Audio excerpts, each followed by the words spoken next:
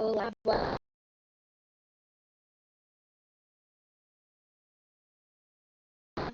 Hoje nós temos nossa segunda aula, né? Sobre-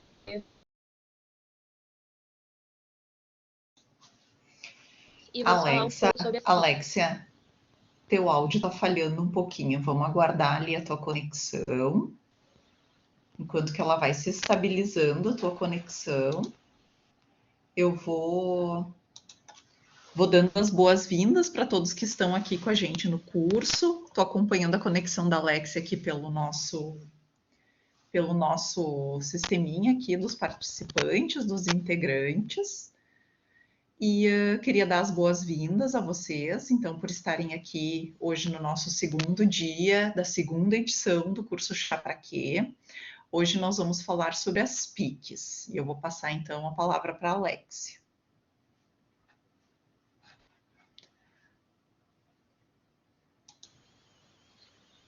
Oi, eu espero que esteja conseguindo me escutar agora. Minha conexão não tá tão boa.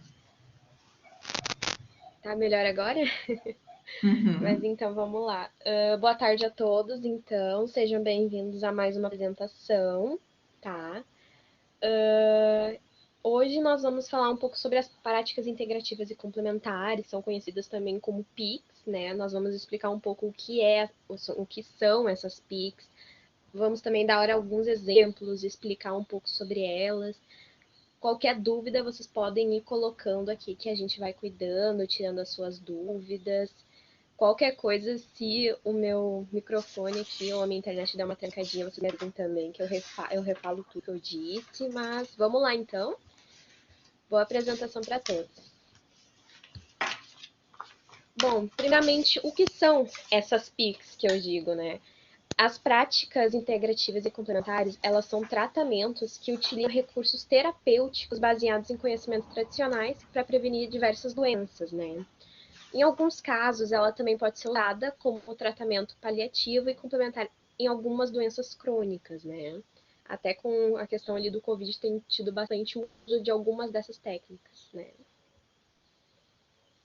Bom, a gente vai dizer sobre as PICs no SUS, no caso, o Sistema Único de Saúde, né? Ele oferece 29 procedimentos gratuitos dessas PICs.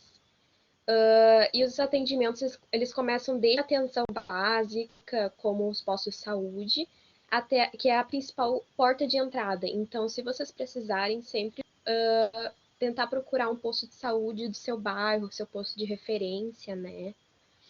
E ali, nesse slide, nós estamos listando algumas no caso, os 29 procedimentos que tem no SUS, gratuitos, e esses que nós marcamos são os que mais são procurados e também vamos explicar um pouco mais sobre elas, tá? Alex, eu vou te pedir licença, eu vou fazer uma complementação à tua fala. As práticas integrativas e complementares, elas justamente são chamadas complementares porque elas não excluem o tratamento convencional. Então, como a Alexia colocou, muitos pacientes que têm doenças crônicas acabam fazendo uso das práticas integrativas de uma forma complementar ao tratamento tradicional. Então, a gente tem pacientes, por exemplo, que são diabéticos, hipertensos, que fazem uso de uma terapia medicamentosa, mas que de forma complementar fazem uso de chás medicinais, fazem uso de algum fitoterápico, fazem uso de alguma técnica ou de acupuntura, de aromaterapia. Né? Então, é importante que essas práticas não excluam o tratamento medicamentoso convencional. Isso é um ponto importante. O outro ponto importante que acho que vale a pena mencionar é o fato de que, muito embora atualmente os médicos e o sistema de saúde tenham tratado os pacientes com um olhar muito mais humanizado, não olhando para o paciente como se ele fosse única e exclusivamente o portador de sua doença, mas olha também o paciente na sua totalidade, com as suas características, não somente terapêuticas, na verdade patológicas, né, as patologias que ele carrega, mas também o entorno dele, o local onde ele vive, a sua condição social, a sua condição psíquica. Então, as práticas integrativas, como um todo, fazem esse olhar integral ao paciente, enxergam ele como um todo, não exclusivamente como portador de uma doença ou potencial portador futuramente de uma doença. Tá? Então, isso cabe ressaltar. Então, todas elas têm esse olhar humanizado e esse olhar integral para o ser humano, tá? Não tratando exclusivamente a doença, não tratando exclusivamente os seus sintomas, mas tratando aquele indivíduo como um todo. Tá certo? Só queria fazer esse parênteses assim do que é importante ressaltar a respeito das PICs. Obrigada. Certinho, então, como a prof. Bárbara disse, né, é um complemento, né? Então, alguns desses nós vamos falar, né, dar exemplos, listar para vocês terem um certo conhecimento de alguns que podem ser bons, né? Então, a gente vai começar falando sobre a apiterapia. Alguém, por acaso, já ouviu falar? Já conheceu alguém que talvez fez? Não sei se por acaso alguém já tenha conhecido, né? Porque ela é uma terapia complementar, né? Que ela consiste na utilização de produtos derivados das abelhas, né? Que é o mel, o propólis, o pólen, geleia real, né? Para fins terapêuticos. Tem vários estudos, né, que comprovam que essa especialidade, a apiterapia, ela é eficaz no tratamento de doenças da pele, das articulações, para gripes e resfriados também, no caso, o sistema imunológico, entre outros exemplos. Até nessa época da Covid se falou muito da utilização de própolis, né, de se tomar as tinturas de própolis, algumas gotinhas por dia. Por vezes a gente faz uso do gengibre associado ao mel para desconforto da garganta, ou até mesmo aqueles sprays de própolis. Então a apiterapia envolve também esse tipo de produtos.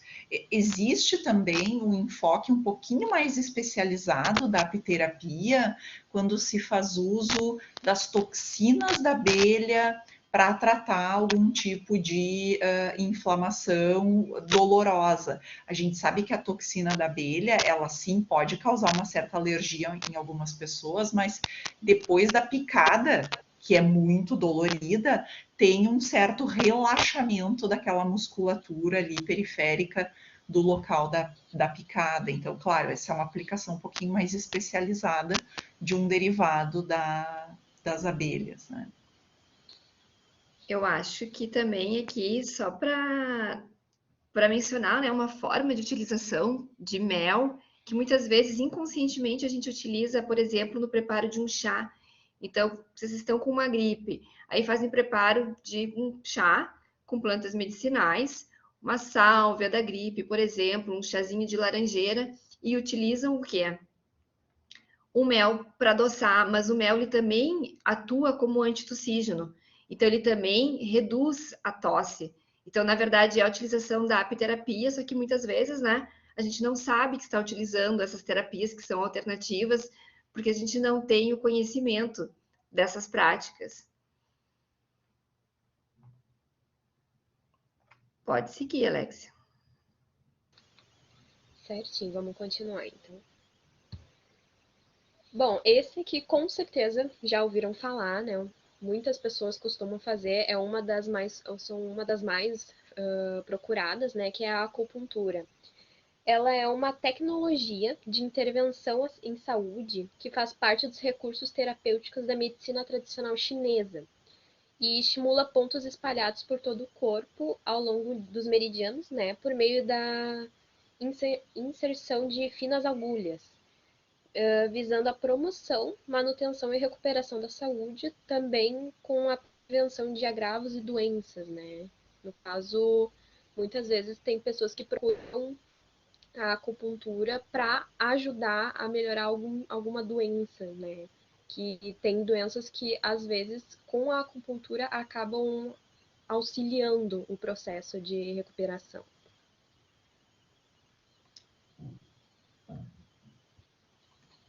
Complementando, né, o que a Alexia comentou aqui, a questão que a acupuntura ela parte do pressuposto que o nosso corpo ele apresenta pontos, regiões específicas de energia, que são esses meridianos que a Alexia comentou. Então, quando esse fluxo de energia ele não está em desequilíbrio, ele pode provocar inflamação no corpo e essa inflamação ela vai causar sintomas, por exemplo, como a dor, cansaço. Então, a acupuntura ela viria, né, na verdade, como uma forma de auxiliar, complementar um tratamento médico nesse sentido de relaxamento, nesse sentido de reduzir sintomas de dor.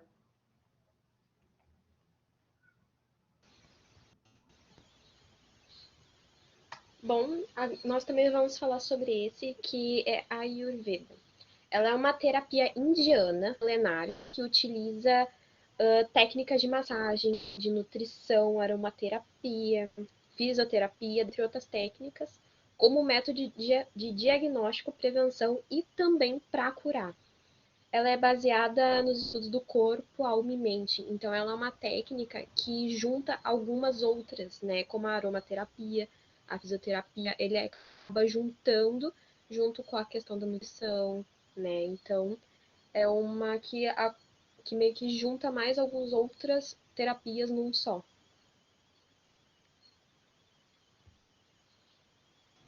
Só voltando ali, Alexia, a Ayurveda, ela é, na verdade, muitas vezes até para nós, né, obviamente aqui do Ocidente, muitas vezes até um estilo de vida, porque a Ayurveda não é uma técnica separada, né?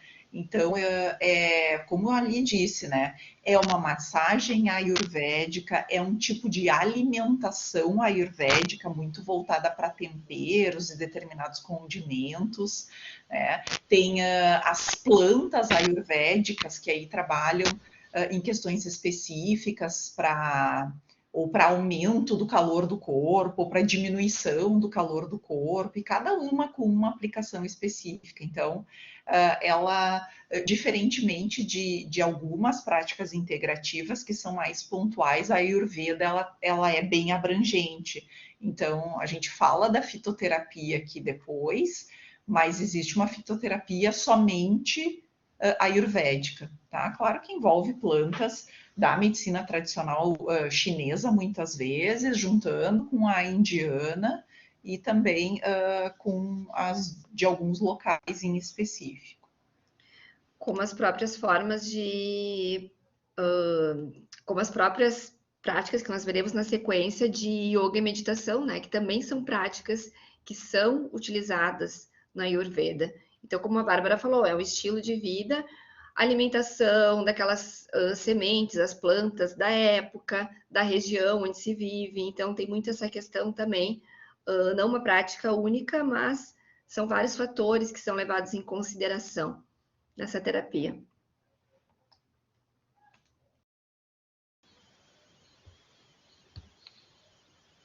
Bom, agora nós vamos falar um pouco sobre a aromatoterapia.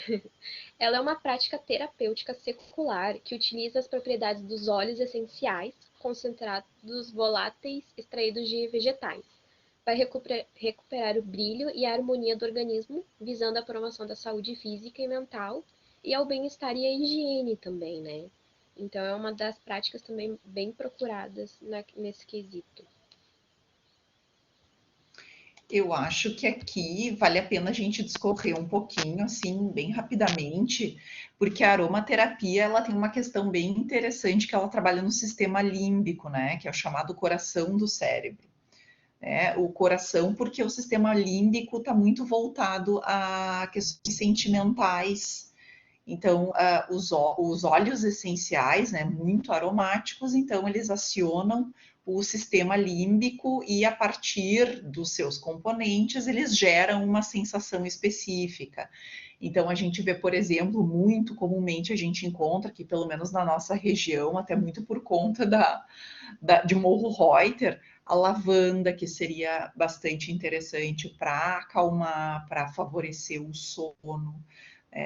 Então, eu particularmente gosto muito da aromaterapia. Eu tenho sempre comigo, só para mostrar para vocês, eu estou aqui no meu local de trabalho, né?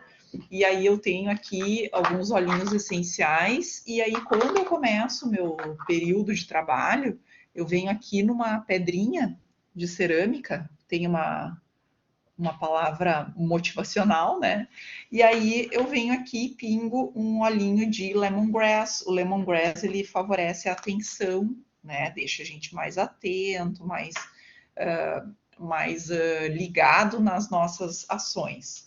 Tem o que é o de limão, né? O de capim-limão, ele também ajuda a gente a ficar mais tranquilo.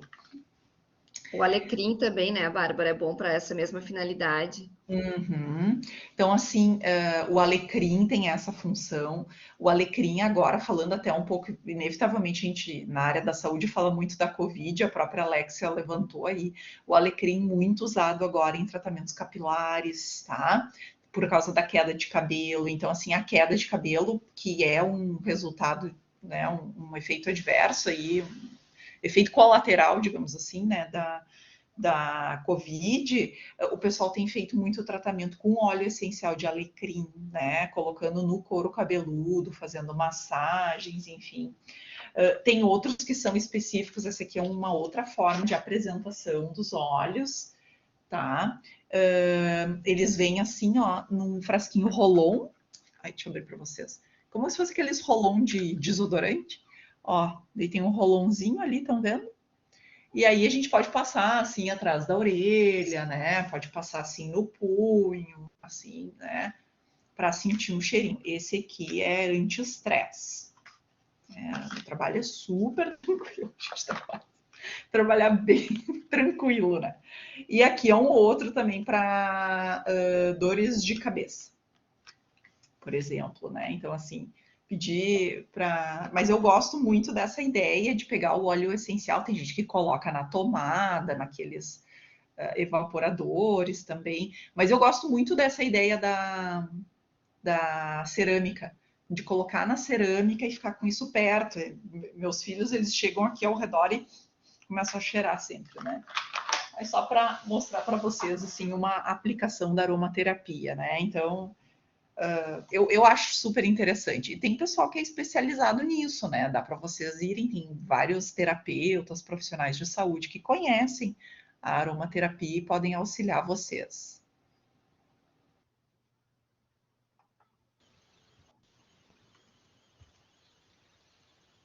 Bom, agora a gente vai falar um pouco sobre a constelação familiar. No caso, isso aí é um método, né? É uma PIC que tem um método de buscar estudar os padrões de comportamento de grupos familiares de geração em geração. O que isso quer dizer? Essa técnica, na verdade, ela foi desenvolvida pelo alemão Bert Hellinger, né? Que ele era um terapeuta especializado em terapia familiar e ele identificou a presença de energias, né, que a gente pode chamar de positiva e negativa, em laços familiares. Então, observando esses padrões, como também preocupações e emoções que resultam em cada tipo de relação, né, ele desenvolveu essa técnica, né, que não é invasiva, a princípio, com o intuito de capacitar as pessoas a observar o mundo de diferentes perspectivas, né? Para realizar esse método, é importante consultar um terapeuta especializado no uso da técnica, já que ela possui algumas regras e algumas formas de funcionamento específicas, né? Então, é uma um pouco mais sensível com a questão de ser um método psicoterapêutico, né? A constelação, ela traz muito como objetivo a cura de relacionamentos, né? Então, essa seria o principal objetivo dessa técnica, que seria, a partir de que eu consigo curar um relacionamento familiar, uma consequência disso seria a cura de algumas patologias, uma ansiedade, de repente uma depressão mais leve. Então, nesse sentido, nós conseguiríamos obter um bem-estar, né? À medida que a gente enxerga, como a própria Alexia falou, né? Buscar esses padrões de energia, quando a gente consegue se reconciliar muitas vezes com aquele parente que existe algum atrito, a questão da ansiedade, a depressão, ela pode ser reduzida nessas situações.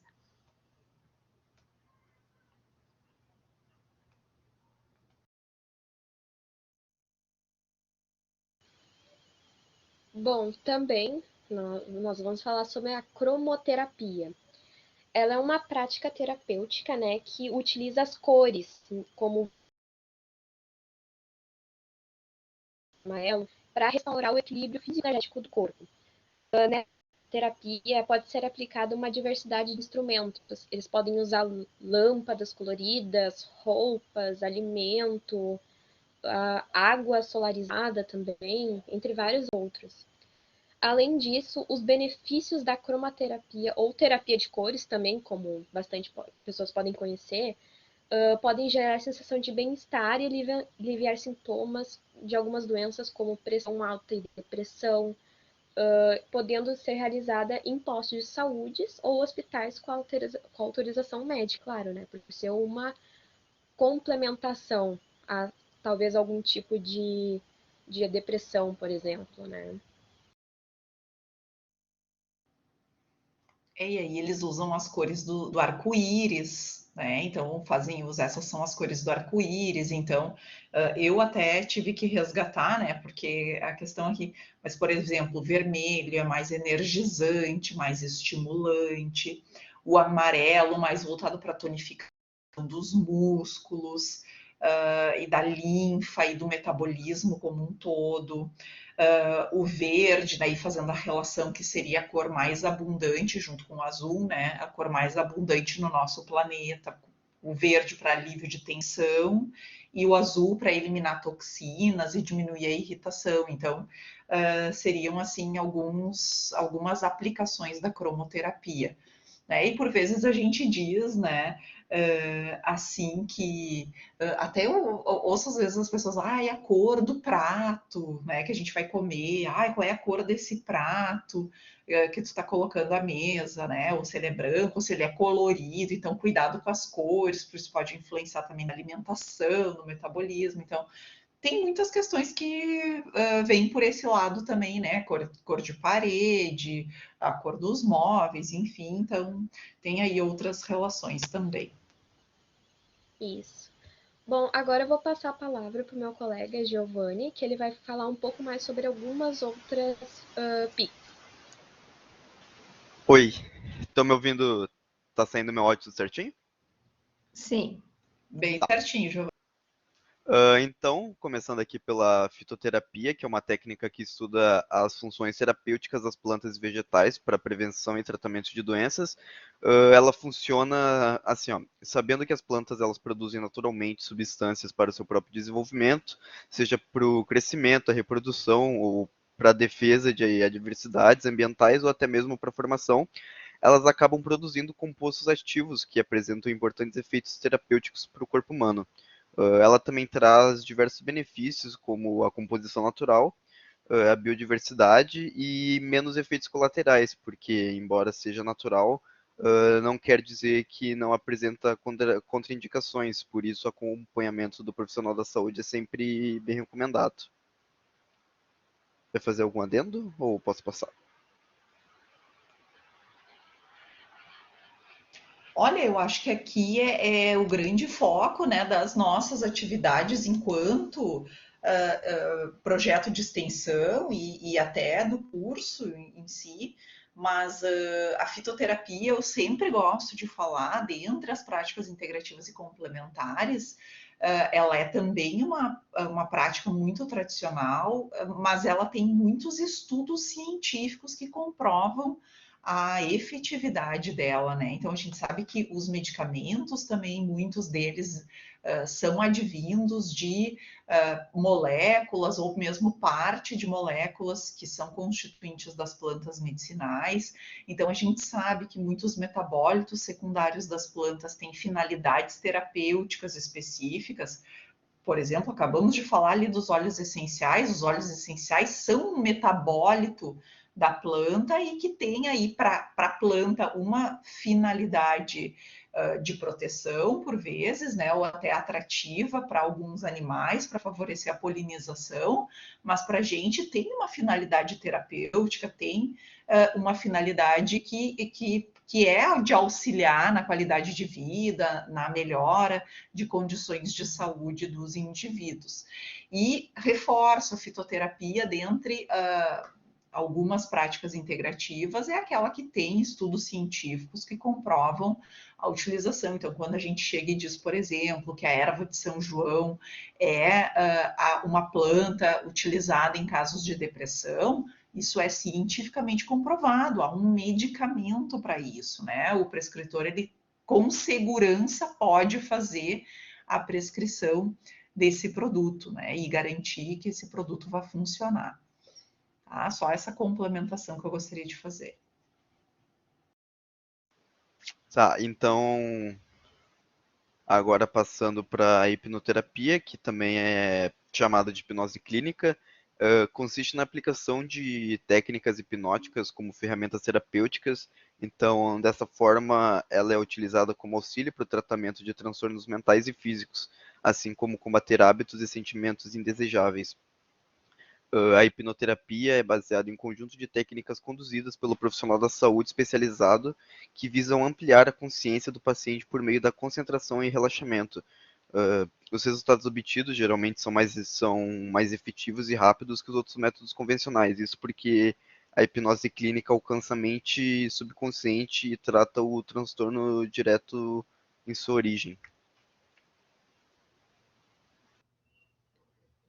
Só rapidinho aqui, na verdade, falando da origem, né, desses transtornos aqui, muitas vezes eles estão ligados ao passado e a um passado remoto que a gente não tem mais a memória, né? A gente não consegue mais acessar a memória daquele acontecimento.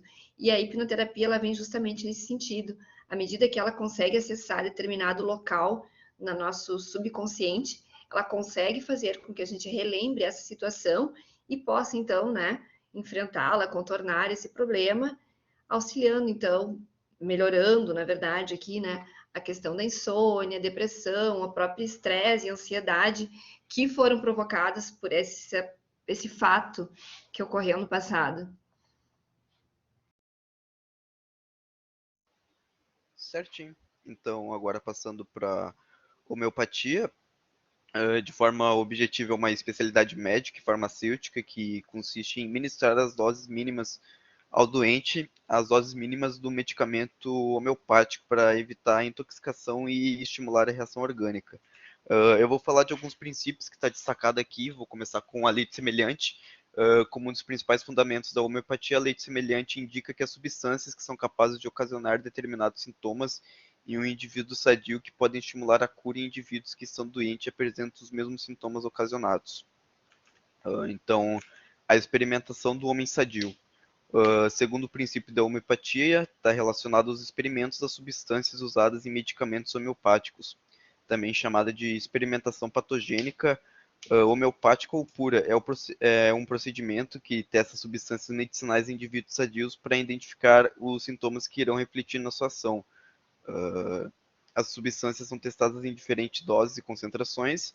Assim, os sintomas físicos, funcionais, emocionais e mentais são identificados para que seja registrada a patogenesia. O termo significa o conjunto de sinais, objetivos e subjetivos que um organismo sadio apresenta ao experimentar determinada substância medicinal.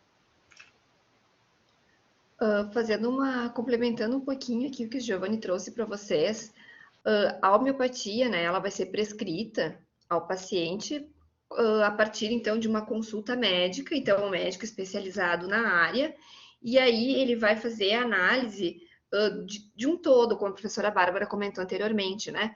O médico, ele vai avaliar tanto a parte comportamental, quanto também os sintomas físicos que ele relata. E a partir, então, dessa análise que ele faz a prescrição.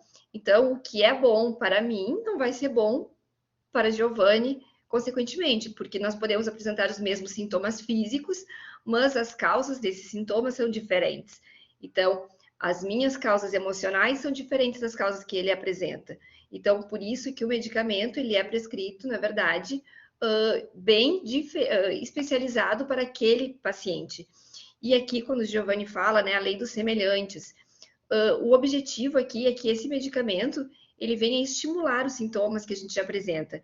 Então, por exemplo, se eu estou com um sintoma gripal e eu vou fazer a consulta no médico homeopata, o medicamento que ele vai prescrever, inicialmente ele vai estimular, ele vai, na verdade, agravar esses sintomas de gripe, para que o meu corpo consiga estimular o meu sistema imune a combater esse sintoma, tá? Então, na verdade, eu vou utilizar um medicamento que vai agravar inicialmente os sintomas, mas esses sintomas eles vão fazer com que o meu próprio corpo tente restabelecer a energia, né, a sua saúde novamente.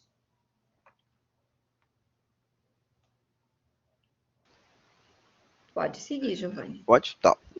Finalizando aqui, da parte da ultradiluição, o médico Samuel Hahnemann identificou que quando inicia o tratamento com doses elevadas, era percebido o agravamento dos sintomas. Isso acontecia pelo somatório dos sintomas naturais provocados pela doença com os sintomas artificiais provocados pelo medicamento.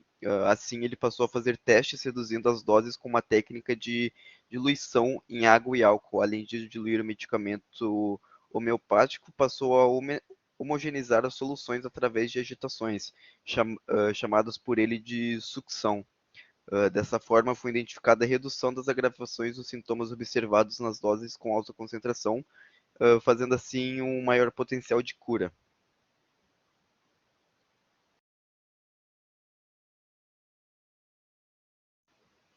Chegando agora na meditação, que é uma técnica que permite conduzir a mente para um estado de calma e relaxamento, através de métodos que envolvem a postura e focalização da atenção para atingir a tranquilidade e paz interior, trazendo diversos benefícios, como a redução do estresse, ansiedade, insônia, além do auxílio para melhorar o foco e a produtividade no trabalho e estudos. Acho que alguma prof vai complementar um pouco agora? Aqui, pessoal, eu acho bem importante a gente relatar que isso se trabalha hoje. Hoje era algo que era muito focado para ambientes específicos que faziam meditação e yoga. Hoje eu vejo, por exemplo, técnicas da meditação aplicadas no dia a dia até com crianças, né? Então, assim, a gente entra no YouTube aqui, tem várias músicas de meditação, tem técnicas de mindfulness, tem a meditação guiada, que uma pessoa vai dizendo, agora você relaxa, né?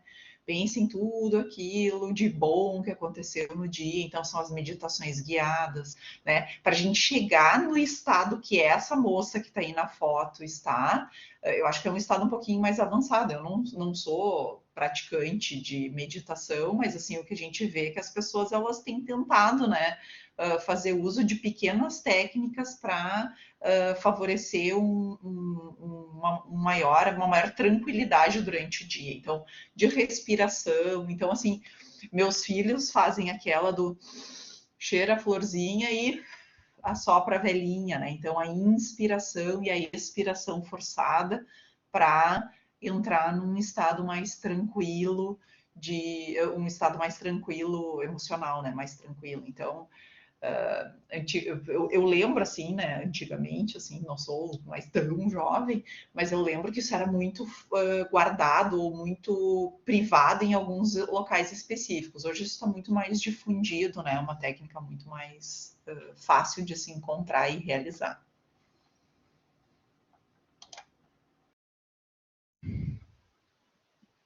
Falando agora de ozonioterapia, que particularmente era uma terapia que eu não conhecia muito, mas é uma terapia médica que consiste em administrar o ozônio no corpo, que é um gás composto por 3 átomos de oxigênio, O3, porque ajuda a melhorar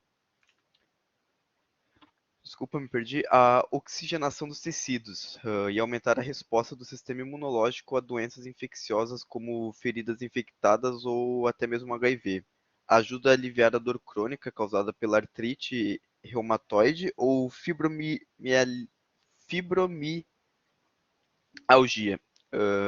A administração do ozônio deve ser sempre realizada por um profissional da saúde, como um médico ou enfermeiro, podendo até ser aplicada por injeção direta no músculo, entre as vértebras ou nas articulações, além da insuflação retal, nasal, vaginal ou bucal. Além disso, a ozonioterapia pode ser realizada através da autohemotransfusão, em que se retira o sangue da pessoa e é adicionado o ozônio nesse sangue, que em seguida faz a transfusão para a pessoa. Alguma profe complementar? Só para dizer assim, né, que existe. Esse é um tratamento que precisa ser feito por um profissional capacitado, que sabe exatamente o local da aplicação, porque pode ser um tratamento invasivo para tratamento de algumas doenças, porque é o seguinte, o ozônio propriamente, ele é um gás que é nocivo. Então, assim, na ozonioterapia, ele é usado numa concentração de até 5% de ozônio para 95% de oxigênio. Né? Então, o que a ozonioterapia faz, pensando em como ela age, ela, muito próximo daquilo que a prof. Cristiane comentou, ela causa ali uma desestabilização no organismo e faz com que ele próprio corra atrás e comece a produzir agentes antioxidantes. Então, o ozônio e o oxigênio são altamente oxidantes. E o que a gente quer é produzir antioxidantes para evitar que eles produzam radicais livres, que o oxigênio produza radicais livres, né? Então, na ozonioterapia se excita muito o nosso corpo, fazendo com que ele produza mais radicais livres. Sempre realizado por um profissional habilitado. A gente vê, tem fisioterapeutas, tem biomédicos que realizam esse tipo de tratamento, tá? E eles sabem exatamente, de acordo com a enfermidade, qual é a dose que deve ser aplicada. E uma outra forma também são banhos de inalação, onde a pessoa entra numa câmera e aí eles fazem a liberação do gás. Então, também, gente, isso existe um tempo controlado. Então, existe um tempo de exposição determinado para cada tipo de situação. E por ser nocivo, então, esse tempo de exposição ele é um tempo curto. Então, existe no mercado, né, alguns vaporizadores que vaporizam o A3. Isso para higienização do ambiente. Então, também, né, não ficar muito exposto a esse tipo de vapor, caso algum de vocês venha adquirir, né? Porque às vezes a gente lê muito na internet essas notícias que chegam. Eu achei interessante, eu vi que existe no mercado esse tipo de vaporizador e eu vou adquirir, deixo aquilo ali ligado, fica em contato muito próximo, não. Isso pode vir a provocar danos, problemas no sistema respiratório, então por isso que essa técnica, ela é principalmente assim, deve ser realizada com acompanhamento com supervisão médica ou do profissional, né, que irá aplicá-la.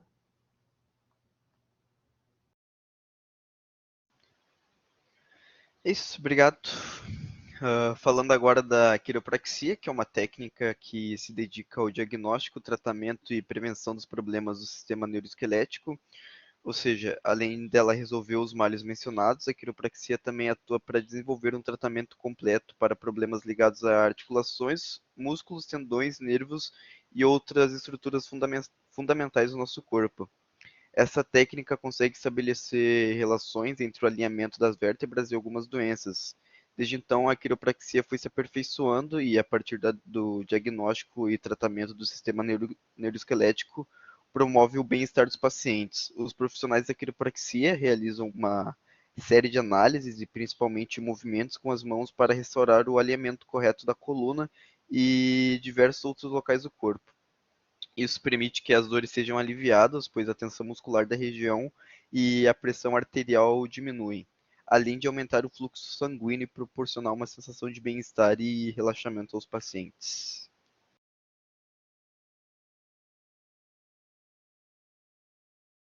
A gente pode até falar, né? Por exemplo, aqui, não sei quem é da região aqui, se tem disponibilidade, mas na Fevale, por exemplo, nós temos o curso de quiropraxia e também ofertamos esse tipo de serviço, né? Aí falando um pouquinho, né, resgatando o que a Alexia falou lá no início, de que essa é uma prática integrativa que ela é disponibilizada também pelo SUS, Aqui em Novo Hamburgo, se eu não me engano, tem na USF Palmeira, na USF Petrópolis e na USF Mundo Novo. Tenho quase certeza que essas 3, tá? Palmeira tenho certeza que sim. E em municípios a gente tem Estância Velha, Quiropraxia e também Morro Reuter, tá? Então, só para falar para vocês, assim, de que... E também disponível aqui em Novo Hamburgo, no CIAS, né, no Centro de Integrado de Especialidades em Saúde, que fica aqui na Vila Nova. Só complementando aqui bem rapidamente, é interessante que vocês fiquem atentos, né? Quem faz essa prática, na verdade, que podem aparecer alguns sintomas logo após as sessões, principalmente as primeiras sessões. Então, é comum um pouco de dor, pode ser dor de cabeça, até mesmo náusea, mas esses sintomas, eles têm uma duração curta, tá, gente? No período, vamos supor, de 2 dias, 48 horas. Então, caso, né, vocês permaneçam com essas dores um período mais prolongado, é interessante entrar em contato com o profissional que realizou a prática em vocês. Mas muitas vezes vocês, né, não desconhecem essa questão e acabam muitas vezes abandonando o tratamento. Então, é comum nas primeiras sessões, principalmente, que o corpo ainda não está alinhado, que alguns sintomas possam aparecer. Só complementando também que a quiropraxia não é uma profissão regulamentada ainda, né, no Brasil. Então, ela é exercida por fisioterapeutas, mas eles também não podem se intitular quiropraxistas. É isso.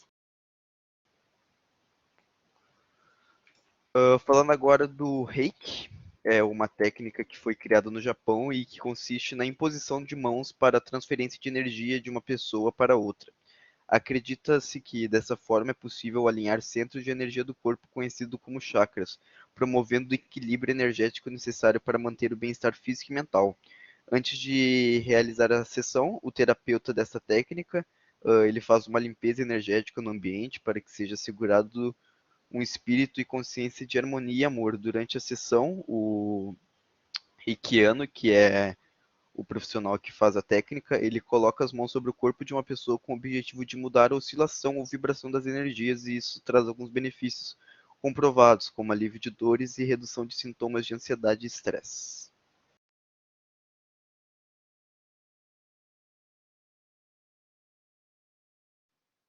Alguma prof vai complementar ou posso passar? Além da ansiedade, estresse também é utilizado para alguns casos de auxiliar no tratamento de depressão, né? Algumas dores crônicas também.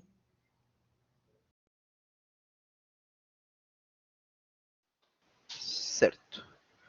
Passando aqui para a terapia de florais, a terapia floral é um método bem simples e natural de cura que atua sobre o estado emocional das pessoas e não sobre necessariamente a doença física.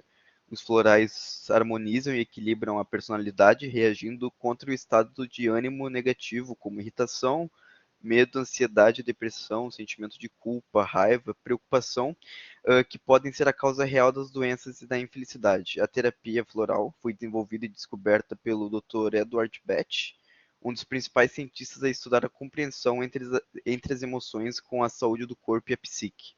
Assim como outras formas de medicina natural, tem efeito através do indivíduo, atuando especificamente na condição emocional da pessoa afetada. O efeito ao tomar-se florais é o estímulo do próprio potencial de autocura da pessoa, liberando o sistema físico para empenhar-se completamente na luta contra a doença e o estresse. A terapia floral também é um método natural que promete aliviar diversos sintomas, como estresse, cansaço, ansiedade, problemas de relacionamento em casa, no trabalho, angústia e depressão. Aqui a terapia floral, ela tem vários sistemas, né? Então, na verdade, o floral ele é produzido a partir do orvalho que é recolhido nas manhãs, que fica por sobre as flores, né? Então, o Bach, quando ele desenvolveu a terapia floral, o primeiro floral que ele desenvolveu foi o floral de Mimulus, e até uma história bem interessante que ele tinha medo de altura. E ele estava num penhasco e a flor de Mimulus ficava muito longe. Ele gostava muito, muito da flor de Mimulus. E ele tinha dormido na floresta, ali na floresta, acampado, digamos assim. E aí, no outro dia de manhã, ele viu a flor de mimos e queria pegá-la, né? E aí, no que ele alcançou ela muito longe, ele viu que ela tinha um orvalho, o orvalho da manhã, e ele recolheu esse orvalho.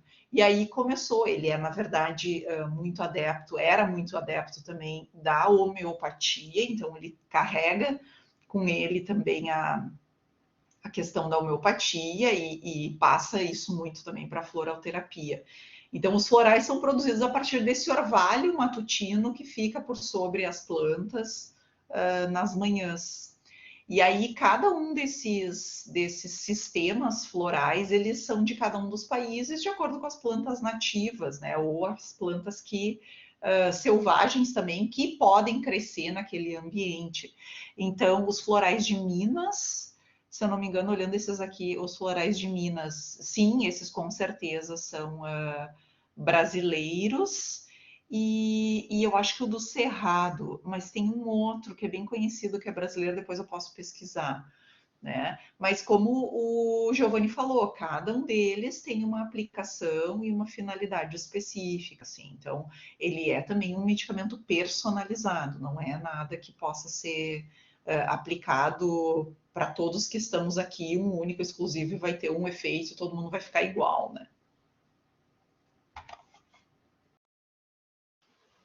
Certo. E para finalizar aqui, falando sobre a yoga, que é uma ciência bastante antiga, ela possui em torno de mais de 5.000 anos e ela tem por objetivo unir o corpo, a mente e o espírito, possibilitando que as pessoas se reconectem com sua verdadeira essência.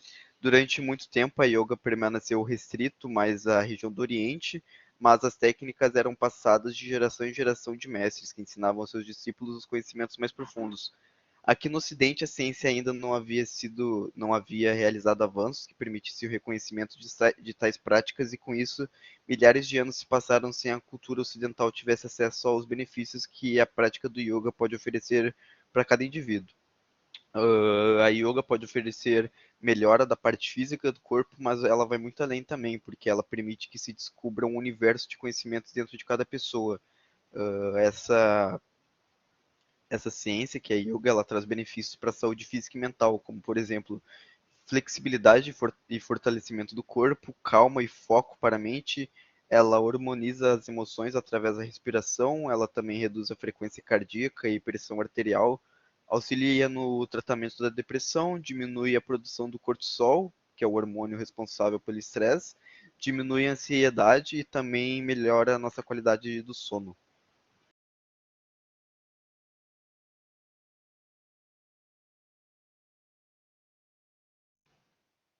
É isso. Alguma prof vai complementar? Pode seguir, Giovanni. Pode seguir. Tu quer falar esses slides aqui, prof, sobre as regiões aqui?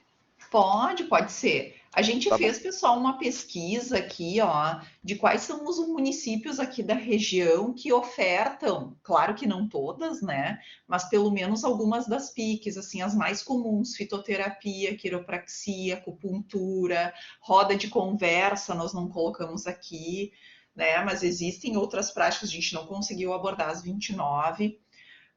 Mas aqui os municípios Estância, Novo Hamburgo, Nova Petrópolis, Campo Bom, Dois Irmãos, Sapiranga, Nova Hartz, Taquara, são municípios que ofertam nos seus locais de saúde pública pelo menos alguma PIC.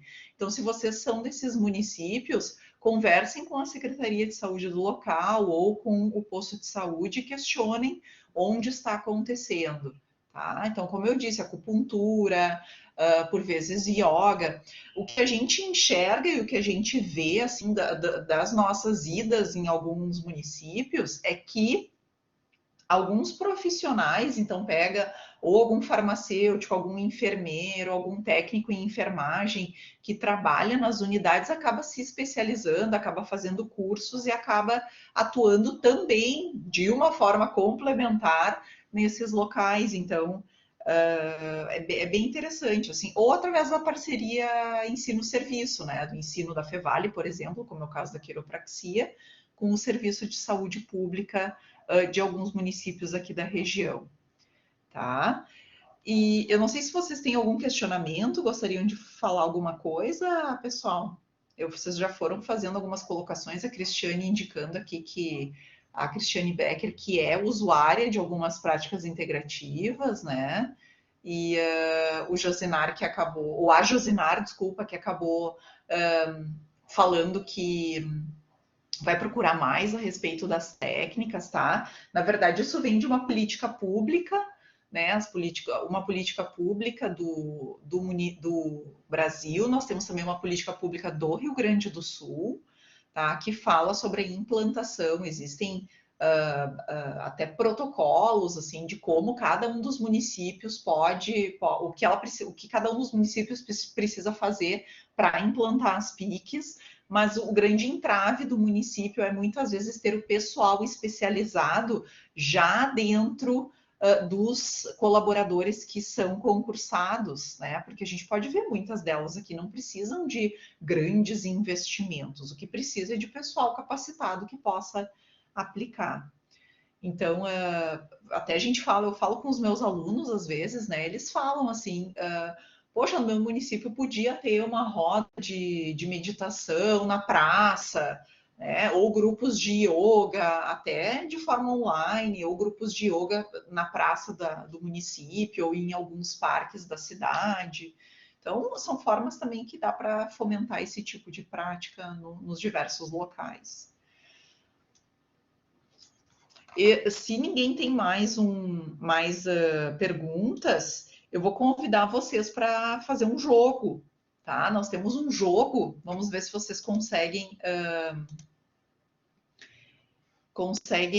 participar. Isso, por favor, acessem esse link, pessoal, e coloquem.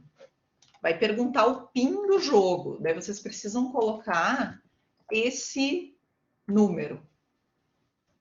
Tá? É bem fácil, assim, vocês podem...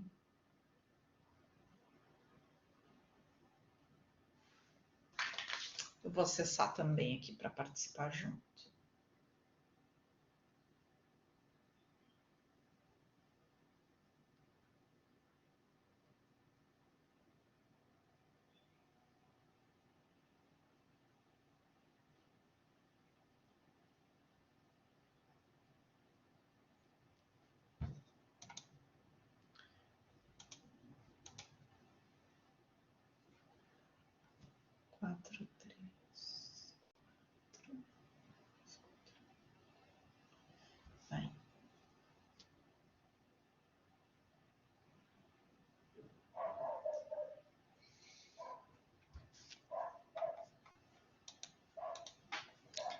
Então, pessoal, vamos começar?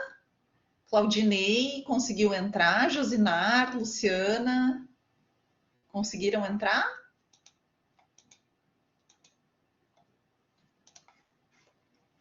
Deixa eu compartilhar a tela aqui com vocês. Isso, nessa tela roxa você precisa... Não, tá aí, Cristiane, tu tá certa. Eu já vou compartilhar aqui com vocês e já vou, no que eu clicar em Start aqui, já vai aparecer aí. Deixa eu compartilhar minha tela aqui.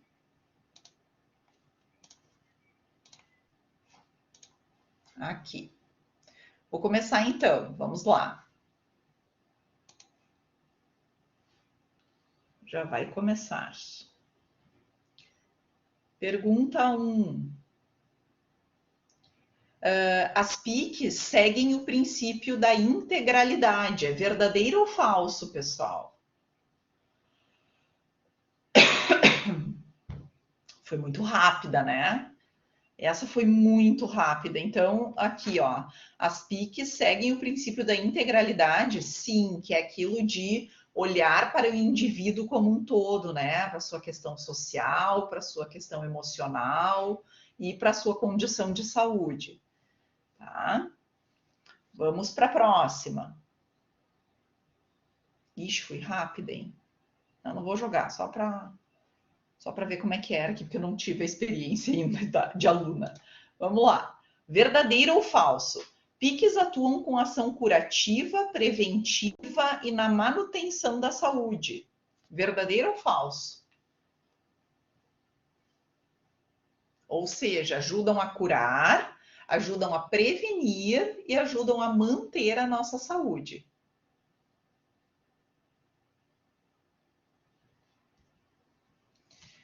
Verdadeiro também, né? Muito bem, todos que responderam acertaram.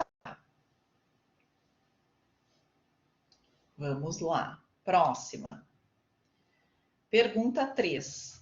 Prática complementar e não medicamentosa que atua por meio de vários sistemas de essências. É a homeopatia? É a fitoterapia? É a floralterapia ou é a iridologia?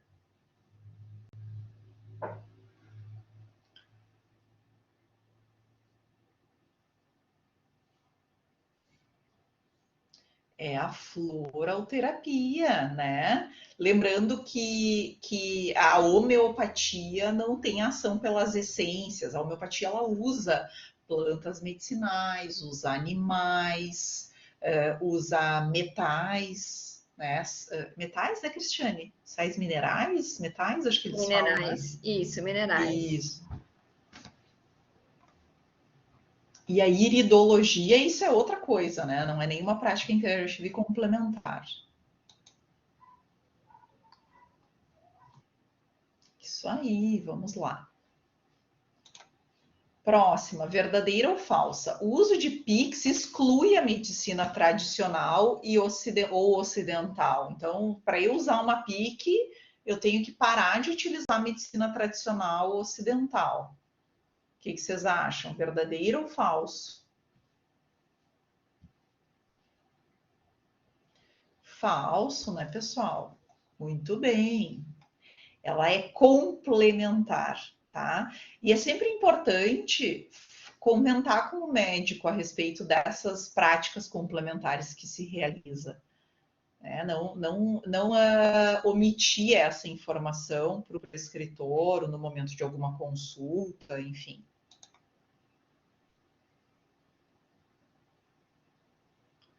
Vamos lá, né? Alexia e Cris estão nas picapes. As PICs são indicadas para o tratamento e prevenção de quais doenças? Sazonais, transmissíveis, crônicas. Aqui acho que não são, né, Cristiane? Agora eu tô vendo. Não, acho que até. Pois é.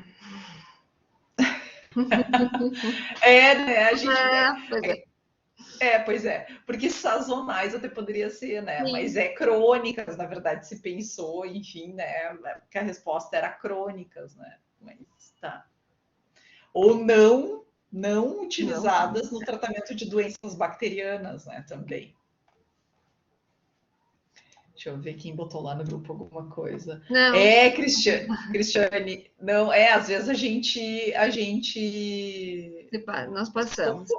Nos passamos. Próximo. Mas aqui a gente poderia falar o seguinte, ó, as PICs, elas são indicadas sim para o tratamento e prevenção de doenças crônicas, mas também são utilizadas até na prevenção de doenças sazonais, né? Assim como, por exemplo, aquelas que são alérgicas, as alergias geralmente são sazonais, né? Mas elas, de fato, não são indicadas para tratamento e prevenção, obviamente, de doenças bacterianas, né? Com certeza não. Né? Então, próxima. Temos mais 2 perguntas.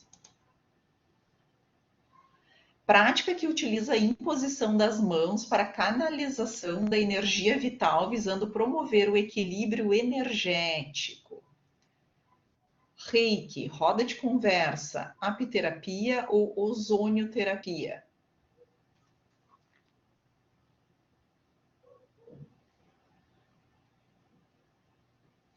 Reiki, né? Imposição de mãos é reiki.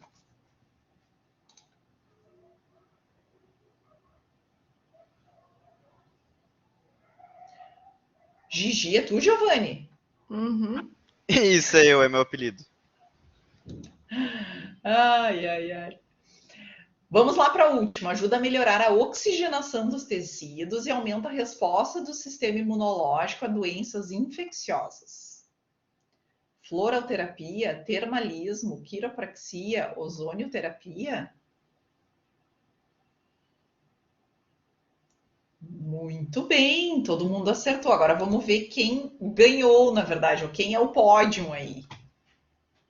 Primeiro, Alex. Não, terceiro lugar, Alexia. Segundo lugar, Cris. E primeiro, Giovanni, né? Muito bem.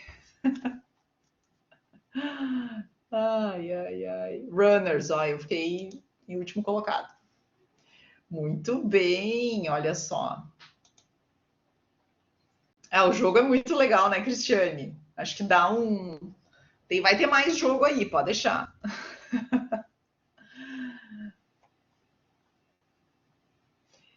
Pessoal, então, eu acho que era isso que nós tínhamos para conversar com vocês hoje, nesse nosso segundo dia de curso. Né? Acho que foi um momento bem interessante para a gente poder compartilhar conhecimento. Vocês trouxeram aí as suas experiências pessoais, né? O Abril também, a Josinar quis falar um pouquinho quis saber mais e vai buscar mais informações, né? Então, acho que vale por isso, então, também a título de curiosidade, a título de aprendizagem. Obrigada, Cristiane. Cristiane, tu estás com a gente desde da primeira edição, né? Eu me lembro de ti. Uhum. Então tá, pessoal, muito obrigada. Só lembrando, né, que o nosso próximo encontro é sobre a saúde da mulher, aqui daqui 2 semanas, nesse mesmo horário, das 16 horas. E que o curso vai ficar gravado, né? A gente vai disponibilizar para vocês lá no YouTube. Alexia ou Giovanni encaminha um link no grupo depois. Tá bom. Isso aí. Então tá, pessoal, muito obrigada pela participação de vocês. Vou parar a gravação aqui agora também.